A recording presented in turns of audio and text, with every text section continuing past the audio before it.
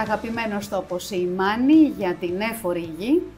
Έφορους τόπους λοιπόν κυνηγάμε όχι μόνο όσον αφορά στην αγροτική παραγωγή, αλλά και όσον αφορά στη θάλασσα και στους ανθρώπους που ασχολούνται με τον τόπο, που θέλουν να τον κάνουν πιο πλούσιο, πιο γόνιμο ακόμα και στο διάλογο. Και εδώ λοιπόν καταφέραν κάτι πολύ σημαντικό. Κατάφεραν να συνεννοηθούν μεταξύ τους τοπικοί φορείς και να διεκδικήσουν κάτι καλό για αυτόν τον τόπο. Ο Δημήτρης Εξαρκουλέας είναι εδώ, τοπικός επιχειρηματίας, άνθρωπος που αγαπάει τον τόπο και φιλοξενεί ακόμα μια φορά εδώ, σε αυτόν εδώ τον τόπο, τον ερευνητή, τον Μάνουελ Μαρινέλη, στο πλαίσιο του project Μανάια που υλοποιείται στη Μάνη, με στόχο να ληφθούν μέτρα για να αυξηθούν τα αλλιεύματα στο θαλάσσιο περιβάλλον της ευρύτερης περιοχής. Κύριε Εξαρκουλέα, χαιρόμαστε πολύ που είμαστε μια φορά ακόμα μαζί σας, σε έναν τόπο που φαίνεται και δείχνεται ότι τον αγαπάτε. Και εμείς χαιρόμαστε που τα λέμε πάλι μαζί. Εύχομαι αυτή να είναι η τελευταία φορά που τα λέμε και την επόμενη φορά να έχουν γίνει κάποια πράγματα και να μιλάμε για αποτελέσματα. Πάνε περίπου 8 χρόνια που ο Σύλλογος Ψαράδων Αγίου Νικολάου Στούπας και Καρδαμήλης ομόφωνα αποφάσισε να ζητήσει από την Πολιτεία να απαγορευτεί το ψάρεμα λόγω της δραματικής μείωσης των αλλιευμάτων. Φανταστείτε, αυτό έγινε πριν από 8 χρόνια, να μην συζητήσουμε τι γίνεται τώρα. Λοιπόν, είμαστε στην ευχάριστη θέση να φιλοξενούμε πάλι τον Μάνουελ Μαρινέλη, ο οποίος είναι θερμός υποστηρικτής, έχει έρθει 3 φορές. Αυτή τη φορά έχει μείνει μία εβδομάδα. Έχει καταδυθεί στο κομμάτι που μας ενδιαφέρει και δεν είναι η πρώτη φορά. Μας έχει περιγράψει ότι είναι από τους καλύτερους βιότοπους που θα μπορούσαμε να έχουμε για ένα τέτοιο αντικείμενο. Είναι φανατικός υποστηρικτής μας. Έχουμε ομόφωνες αποφάσεις από όλα τα συμβούλια όλων των συλλόγων ψαράδων, επαγγελματιών και ερασιτεχνών, από 3 διαδοχικά δημοτικά συμβούλια, ομόφωνα, καταλαβαίνετε τι σημαίνει αυτό, και περιμένουμε τελικά τη στήριξη της Πολιτείας και τη λήψη μιας απόφασης η οποία έχει μηδενικό πολιτικό κόστος, γιατί δεν υπάρχουν αντιρρήσεις, και ελάχιστο έως μηδενικό οικονομικό κόστος στην εφαρμογή του. For me, seeing that all the locals actually agree and they want to protect the area, that's incredible. I mean, that basically takes your biggest obstacle out of the way, apart from the government side. So usually what you have is that there's a few people who want to protect the area, and then there's a few people, if not many, that will fight against it. And it's usually the fishermen that don't agree, or some entity in every place usually just objects to a protected area. So in Stupa you have this unique setup where everybody actually agrees, which is absolutely beautiful. So really the only obstacle now seems to be to make it official, really. Τι ζητάτε? Εμείς ζητάμε να κλείσει το κομμάτι που περιγράφεται στα στίγματα της μελέτης που έχουμε έτοιμη, από τον κάβο της Στούπας μέχρι τον κάβο του Αγίου Νικολάου, που περικλείει μοναδικά λιβάδια Ποσειδονίας, με μαρτυρία του Μαρινέλη, όχι με δική μας μαρτυρία. Ο Μαρινέλη είναι θαλάσσιος βιολόγος. Γιατί το θεωρεί μοναδικά? Γιατί στη χθεσινή συνάντηση με τον κύριο Δήμαρχο του είπε συγκεκριμένα ότι από την Ισπανία μέχρι την Τουρκία, σε όλη τη Μεσόγειο δεν έχει δει πιο υγιή λιβάδια Ποσειδονίας. Βέβαια το αποδίδει στις μεγάλες πηγές γλυκού νερού που είναι στη Στούπα. Είπε ότι τόσο υγιή λιβάδια δεν έχει δει πουθενά. Posidonia and seagrass in general is one of the main topics that we're working on, and we have been mapping and evaluating the health of seagrass meadows basically anywhere from Turkey all the way to France in the Mediterranean Sea, and Stupa really stands out, especially when it comes to the density, as in how many little plants you have in a square meter of bottom of whatever that might be. It's about twice as much density as the next best place in the Mediterranean that I'm aware of. And I guess a part of it is for sure the underwater springs. So because you have fresh water, lots of the stuff that usually grows on seagrass cannot grow there, and the seagrass itself can deal with the fresh water. So that works very much in its favor, but also it means that the water does not get as hot. So right now, I mean, in here the water is 30 degrees, so in the port, which is incredibly warm, and that would be the point where seagrass starts dying. And because of the freshwater springs in Stupa, you are in the lucky position that the water never gets to that point, and that of course helps the seagrass to survive. Άρα πιστεύω ότι θα δημιουργηθεί και ένας ωραίος πλούσιος βιότοπος. Σε ένα χρόνο θα είναι τα πρώτα καθαρά δείγματα και σε 2 χρόνια θα είναι ο τόπος γεμάτος ψάρια. Για πόσο καιρό θέλετε εσείς να ισχύσει αυτή η απαγόρευση?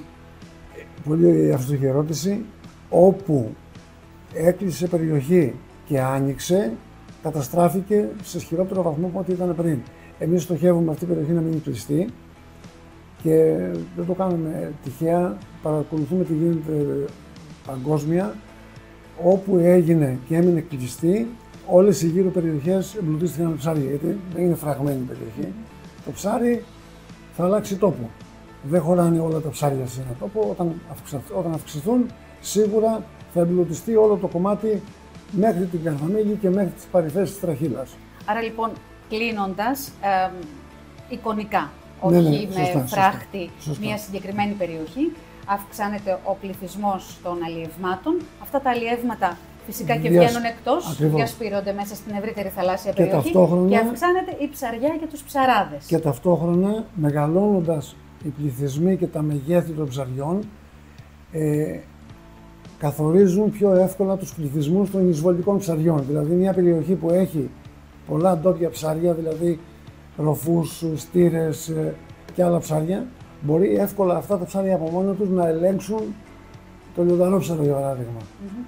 Γιατί όπου γίνεται αυτό, αυτομάτως παρατηρείται συρρίκνωση των εισβολέων. So the advantages of having a protected area are many. I mean, the obvious one is that in however big your area is, there's no destructive procedures happening. So by locking out the fisheries, the biodiversity does bounce back incredibly fast. So the beauty of the sea is that basically you have fish larvae, you have millions and millions of babies floating around in plankton, if you want to call it that. And because they're always around, they just need a place to settle. So if you have an area where they can do that in peace and quiet and there won't be a fishing net or any other disturbance, it will recover incredibly fast. So in a very short period of time, and I say within a year, you would see very visible differences. The other big benefit is you do give the fish a place where they can actually grow. And while everybody wants to catch the big fish, the thing you have to keep in mind is that a small fish can only lay a small amount of eggs. So if you have a big mama, so to speak, they can lay a lot more eggs. So if you have those, you can have a lot more offspring and juvenile fish, and eventually, once this protected area is full of fish, they have to go somewhere. So you have what's called the spillover effect. So basically from the healthy population in the protected area, the fish will migrate out, and ultimately the fishermen will catch more all the way around it. So that's another big one. And then of course you have, well, the visual appeal. So for every diver, for every tourist, for snorkeling, it's just a lot more beautiful if you see a sea full of life, rather than a graveyard as it happens in many other places. So I think on the tourism side, it would help. On the diving side, for sure, it would help. The fishermen would benefit from it. They do have to give it some time though. So it's not happening from one day to the other. It does need some time to recover. And the other thing is, this year, or well, the last 2 years, what we've seen is that you have more and more invasive species coming. So you have your lionfish, you have a pufferfish, you have your blue-spotted cornered fish, you have a rabbitfish. So all those are coming in, and that's a fact throughout the Mediterranean Sea. And there's no going back from there. So we can't get rid of them easily. However, if you do have a healthy population of local fish, the newcomers do have a much harder time to establish themselves. So in Crete, for example, we have seen that lionfish, they were introduced at some point, and then from one year to the other, you could see the population just increasing. And by now there is areas where you basically have lionfish and nothing else. So they eat everything, and at some point you have monoculture of lionfish. In Zakynthos, for example, where you have a very long-standing established protected area, there is of course as well lionfish. However, because they have big groupers and they have the big residents, the lionfish could never really take over. So if you have a healthy ecosystem in place, it will kind of bounce off the invasive species to an extent. So it will make it a lot more stable for that.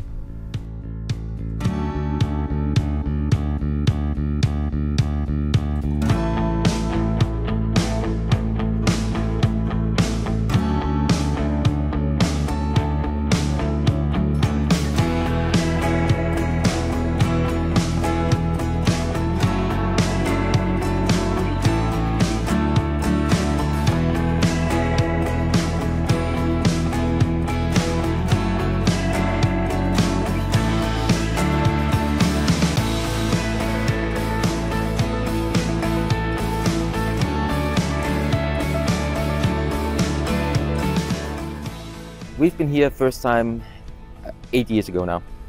And actually Dimitris took me diving on the same reef that we went back this year.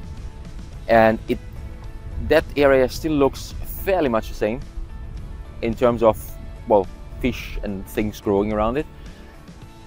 What really did change though is, well, I remember first time I was here, I told them, all right, give it a few years and you will see lionfish, you will see pufferfish, and you will see those invasive sea urchins, the long-spined ones. All right, we'll see about that. So last year we came back and the reef in front of Calogria, it was basically full of invasive sea urchins. So there was thousands of them. And they basically ate away everything that used to grow there. Then fast forward another year, so this year, all the sea urchins were gone. So either they ran out of food or something realized that it can actually eat them, but it looks like somebody slaughtered a hedgehog, so there's just needles everywhere. So now it will take a couple of years for everything to grow back, but at least the immediate danger, let's call it that, of the sea urchins there is gone for now. There's still a handful of them around, but nowhere near as many as it used to be. Lionfish, 8 years ago, none. This year, quite a few. So even while snorkeling, you see them in knee-deep water, which is insane to an extent. I mean, we used to say that they only show up in 10 meters and deeper. Even while swimming, just with a mask on your face, you can spot them. So they are definitely becoming more. Pufferfish, a lot more. And they are not so obvious. In Stupa, we dropped one of our tea towels, fell in the water, so I just jumped in and got it back up. And there was, I guess, around 20 pufferfish just sitting on this little tea towel. It's incredible. So they're really taking over. And they, of course, eat calamari and squid and all of those that, again, the fishermen would like. So that's why it plays back into the protected area. Because if you have a healthy ecosystem, they can bounce off all those invasive species. They don't eat the squid, and the fishermen should be happy. So there's very visible changes. In terms of Posidonia, I'm quite happy to say that in Stupa and Calogria, the situation did not change, which might not sound like much, but everywhere else we go, there's about 20% decrease of seagrass from one year to the next. So everywhere else we look, it's getting less and less, and in Stupa it's still stable where it was 8 years ago, which is quite incredible. We are in Kalamata now, and we'll continue sailing, well, from here down the next finger of the Peloponnesos into Pylos. From Pylos we actually go to Zakynthos, so we visit the older MPA to see what changed there in the last few years. And from Agostoli, so Kefalonia, afterwards we cross back over to Malta and back to Sicily. But don't worry, we'll be coming back next year. The Mediterranean without seagrass will not survive.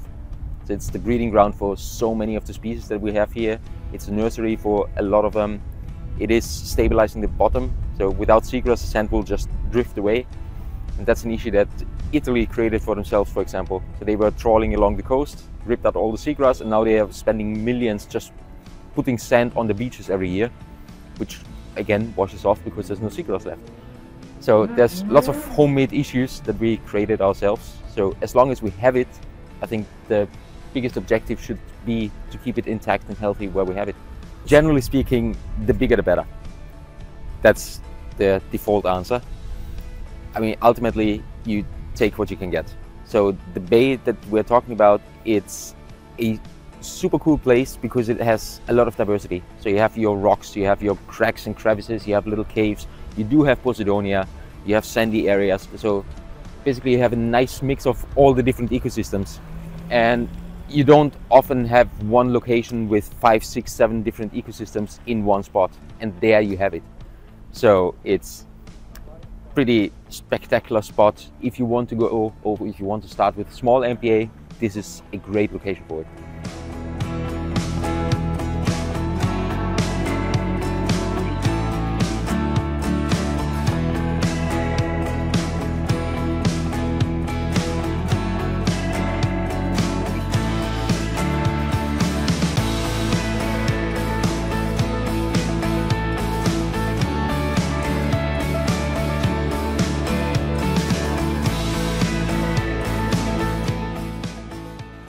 Εξαιρετικά. Σαν αποτέλεσμα ακούγεται πάρα πολύ ωραίο, αρκεί να έρθει ο καιρός να γίνει. Ανυπομονούμε να το δούμε να υλοποιείται και μπαίνει τώρα και στα χέρια της Πολιτείας. είναι καθαρά μια πολιτική απόφαση, εμείς δεν μπορούμε να κάνουμε τίποτα άλλο. Να ευχαριστήσουμε όλα τα συμβούλια, τοπικά, Συλλόγου Αερασιτεχνών Αλλιέων, επαγγελματιών και 3 διαδοχικά δημοτικά συμβούλια για την υποστήριξή τους. Υπάρχει κάποιος που θα μπορούσε να διαφωνεί με μια τέτοια απόφαση? Για μας που το έχουμε ζήσει από μέσα και από κοντά, είναι αδιανόητο.